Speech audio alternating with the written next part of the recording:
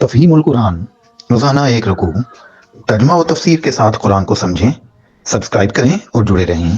الانعام نام۔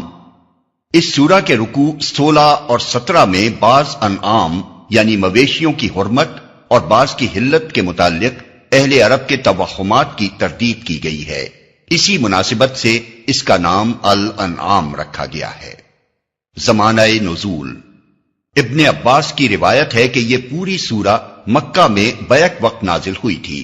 حضرت معاذ بن جبل کی چچازاد بہن اسما بنت یزید کہتی ہیں کہ جب یہ سورت نبی صلی اللہ علیہ وسلم پر نازل ہو رہی تھی اس وقت آپ اونٹنی پر سوار تھے، میں اس کی نکیل پکڑے ہوئے تھی اور بوجھ کے مارے اونٹنی کا یہ حال ہو رہا تھا کہ معلوم ہوتا تھا اس کی ہڈیاں اب ٹوٹ جائیں گی۔ روایات میں اس کی بھی تصریح ہے کہ جس رات یہ نازل ہوئی اسی رات کو آپ نے اسے قلم بند کرا دیا۔ اس کے مضامین پر غور کرنے سے صاف معلوم ہوتا ہے کہ یہ سورت مکی دور کے آخری زمانے میں نازل ہوئی ہوگی۔ حضرت اسما بنت یزید کی روایت بھی اسی کی تصدیق کرتی ہے، کیونکہ موصوفہ انصار میں سے تھیں اور ہجرت کے بعد ایمان لائیں۔ اگر قبول اسلام سے پہلے محض بربنائے عقیدت وہ نبی صلی اللہ علیہ وسلم کی خدمت میں مکہ حاضر ہوئی ہوں گی تو یقیناً یہ حاضری آپ کی مکی زندگی کے آخری سال ہی میں ہوئی ہوگی۔ اس سے پہلے اہل یثرب کے ساتھ آپ کے تعلقات اتنے بڑے ہی نہ تھے کہ وہاں سے کسی عورت کا آپ کی خدمت میں حاضر ہونا ممکن ہوتا۔ شان نزول۔ زمانہ نزول متعین ہو جانے کے بعد ہم بآسانی اس پس منظر کو دیکھ سکتے ہیں جس میں یہ خطبہ ارشاد ہوا ہے۔ اس وقت اللہ کے رسول کو اسلام کی طرف دعوت دیتے ہوئے 12 سال گزر چکے تھے۔ قریش کی مزاحمت اور ستمگری اور جفاکاری انتہا کو پہنچ چکی تھی۔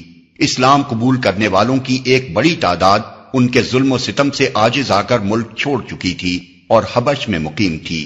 نبی صلی اللہ علیہ وسلم کی تائید و حمایت کے لیے نہ ابو طالب باقی رہے تھے اور نہ حضرت خدیجہ، اس لیے ہر دنیاوی سہارے سے محروم ہو کر آپ شدید مزاحمتوں کے مقابلے میں تبلیغ رسالت کا فرض انجام دے رہے تھے۔ آپ کی تبلیغ کے اثر سے مکے میں اور گرد و نواح کے قبائل میں بھی صالح افراد پے در پے اسلام قبول کرتے جا رہے تھے، لیکن قوم بحیثیت مجموعی رد و انکار پر تلی ہوئی تھی۔ جہاں کوئی شخص اسلام کی طرف ادنا میلان بھی ظاہر کرتا تھا اسے طعن و ملامت، جسمانی اذیت اور معاشی و معاشرتی مقاطعے کا ہدف بننا پڑتا تھا۔ اس تاریک ماحول میں صرف ایک ہلکی سی شعاع یثرب کی طرف سے نمودار ہوئی تھی، جہاں سے اوس اور خزرج کے با اثر لوگ آ کر نبی صلی اللہ علیہ وسلم کے ہاتھ پر بیعت کر چکے تھے اور جہاں کسی اندرونی مزاحمت کے بغیر اسلام پھیلنا شروع ہو گیا تھا۔ مگر اس حقیر سی ابتدا میں مستقبل کے جو امکانات پوشیدہ تھے انہیں کوئی ظاہر بین آنکھ نہ دیکھ سکتی تھی۔ بظاہر دیکھنے والوں کو جو کچھ نظر آتا تھا وہ بس یہ تھا کہ اسلام ایک کمزور سی تحریک ہے جس کی پشت پر کوئی مادی طاقت نہیں ہے، جس کا داعی اپنے خاندان کی ضعیف سی حمایت کے سوا کوئی زور نہیں رکھتا اور جسے قبول کرنے والے چند مٹھی بھر بے بس اور منتشر افراد اپنی قوم کے عقیدہ و مسلک سے منحرف ہو کر اس طرح سوسائٹی سے نکال پھینکے گئے ہیں جیسے پتے اپنے درخت سے جھڑ کر زمین پر پھیل جائیں۔ مباحث۔ ان حالات میں یہ خطبہ ارشاد ہوا ہے اور اس کے مضامین کو 7 بڑے بڑے عنوانات پر تقسیم کیا جا سکتا ہے۔ 1. شرک کا ابطال اور عقیدہ توحید کی طرف دعوت۔ 2.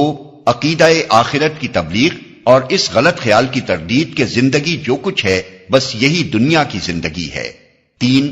جاہلیت کے ان توہمات کی تردید جن میں لوگ مبتلا تھے۔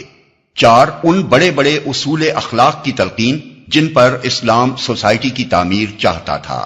5. نبی صلی اللہ علیہ وسلم اور آپ کی دعوت کے خلاف لوگوں کے اعتراضات کا جواب۔ 6. طویل جد و جہد کے باوجود دعوت کے نتیجہ خیز نہ ہونے پر آن حضرت صلی اللہ علیہ وسلم اور عام مسلمانوں کے اندر اضطراب اور دل شکستگی کی جو کیفیت پیدا ہو رہی تھی اس پر تسلی۔ 7. منکرین اور مخالفین کو ان کی غفلت و سرشاری اور نادانستہ خودکشی پر نصیحت، تنبیہ اور تحدید۔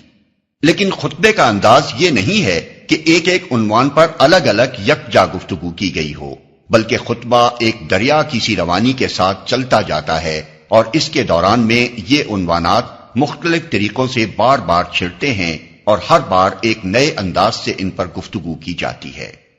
مکی زندگی کے ادوار۔ یہاں چونکہ پہلی مرتبہ ناظرین کے سامنے ایک مفصل مکی صورت آ رہی ہے، اس لیے مناسب معلوم ہوتا ہے کہ اس مقام پر ہم مکی صورتوں کے تاریخی پس منظر کی ایک جامع تشریح کر دیں تاکہ آئندہ تمام مکی صورتوں کو اور ان کی تفسیر کے سلسلے میں ہمارے اشارات کو سمجھنا آسان ہو جائے۔ جہاں تک مدنی صورتوں کا تعلق ہے، ان میں سے تو قریب قریب ہر ایک کا زمانہ نزول معلوم ہے یا تھوڑی سی کاوش سے متعین کیا جا سکتا ہے، بلکہ ان کی تو بکثرت آیتوں کی انفرادی شان نزول تک معتبر روایات میں مل جاتی ہے، لیکن مکی صورتوں کے متعلق ہمارے پاس اتنے مفصل ذرائع معلومات موجود نہیں ہیں۔ بہت کم صورتیں یا آیتیں ایسی ہیں جن کے زمانہ نزول اور موقع نزول کے بارے میں کوئی صحیح و معتبر روایت ملتی ہو، کیونکہ اس زمانے کی تاریخ اس قدر جزئی تفصیلات کے ساتھ مرتب نہیں ہوئی ہے جیسی کہ مدنی دور کی تاریخ ہے۔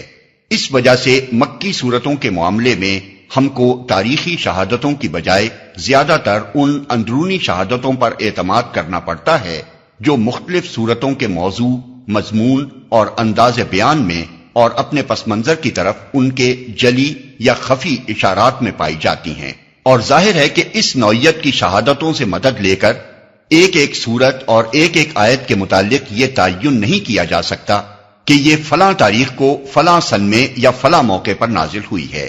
زیادہ صحت کے ساتھ جو کچھ کیا جا سکتا ہے وہ صرف یہ ہے کہ ایک طرف ہم مکی صورتوں کی اندرونی شہادتوں کو اور دوسری طرف نبی صلی اللہ علیہ وسلم کی مکی زندگی کی تاریخ کو آمنے سامنے رکھیں اور پھر دونوں کا تقابل کرتے ہوئے یہ رائے قائم کریں کہ کون سی صورت کس دور سے تعلق رکھتی ہے۔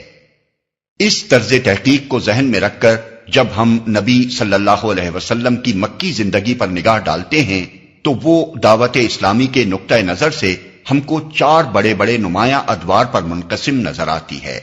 پہلا دور آغاز بعثت سے لے کر اعلان نبوت تک، تقریباً 3 سال، جس میں دعوت خفیہ طریقے سے خاص خاص آدمیوں کو دی جا رہی تھی اور عام اہل مکہ کو اس کا علم نہ تھا۔ دوسرا دور اعلان نبوت سے لے کر ظلم و ستم اور فتنے کے آغاز تک، تقریباً 2 سال، جس میں پہلے مخالفت شروع ہوئی، پھر اس نے مزاحمت کی شکل اختیار کی، پھر تضحیک، استہزاء، الزامات، سب و شتم، جھوٹے پروپیگنڈا اور مخالفانہ جتھا بندی تک نوبت پہنچی، اور بالآخر ان مسلمانوں پر زیادتیاں شروع ہو گئیں جو نسبتاً زیادہ غریب، کمزور اور بے یار و مددگار تھے۔ تیسرا دور 5 نبوی سے لے کر ابو طالب اور حضرت خدیجہ کی وفات یعنی 10 نبوی تک، تقریباً 5-6 سال۔ اس میں مخالفت انتہائی شدت اختیار کرتی چلی گئی۔ بہت سے مسلمان کفار مکہ کے ظلم و ستم سے تنگ آ کر حبش کی طرف ہجرت کر گئے۔ نبی صلی اللہ علیہ وسلم اور آپ کے خاندان اور باقی ماندہ مسلمانوں کا معاشی اور معاشرتی مقاطعہ کیا گیا اور آپ اپنے حامیوں اور ساتھیوں سمیت شعب ابی طالب میں محصور کر دیے گئے۔ چوتھا دور 10 نبوی سے لے کر 13 نبوی تک، تقریباً 3 سال۔ یہ نبی صلی اللہ علیہ وسلم اور آپ کے ساتھیوں کے لیے انتہائی سختی و مصیبت کا زمانہ تھا۔ مکہ میں آپ کے لیے زندگی 2 بھر کر دی گئی تھی۔ طائف گئے تو وہاں بھی پناہ نہ ملی۔ حج کے موقع پر عرب کے ایک ایک قبیلے سے آپ اپیل کرتے رہے کہ وہ آپ کی دعوت قبول کرے اور آپ کا ساتھ دے، مگر ہر طرف سے کوڑا جواب بھی ملتا رہا، اور ادھر اہل مکہ بار بار یہ مشورے کرتے رہے کہ آپ کو قتل کر دیں یا قید کر دیں یا اپنی بستی سے نکال دیں۔ آخر کار اللہ کے فضل سے انصار کے دل اسلام کے لیے کھل گئے اور ان کی دعوت پر آپ نے مدینہ کی طرف ہجرت فرمائی۔ ان میں سے ہر دور میں قرآن مجید کی جو صورتیں نازل ہوئی ہیں وہ اپنے مضامین اور انداز بیان میں دوسرے دور کی صورتوں سے مختلف ہیں۔ ان میں بکثرت مقامات پر ایسے اشارات بھی پائے جاتے ہیں جن سے پس منظر کے حالات اور واقعات پر صاف روشنی پڑتی ہے۔ ہر دور کی خصوصیات کا اثر اس دور کے نازل شدہ کلام میں بہت بڑی حد تک نمایاں نظر آتا ہے۔ انہی علامات پر اعتماد کر کے ہم آئندہ ہر مکی سورہ کے دیباچے میں یہ بتائیں گے کہ وہ مکہ کے کس دور میں نازل ہوئی ہے۔ اگر آپ کو یہ ویڈیو پسند آئی ہو تو اسے لائک کریں دوسروں تک پہنچانے کے لیے شیئر کریں اور مزید ایسی ہی معلوماتی ویڈیوز کے لیے ہمارے چینل عبد المالک ہاشمی کو سبسکرائب ضرور کریں۔ نئی اپڈیٹس کے لیے بیل آئیکن دبائیں تاکہ آپ کو ہماری ہر نئی ویڈیو بر وقت مل سکے۔ آپ کی حوصلہ افزائی ہمیں مزید بہترین مواد بنانے میں مدد دے گی۔ شکریہ۔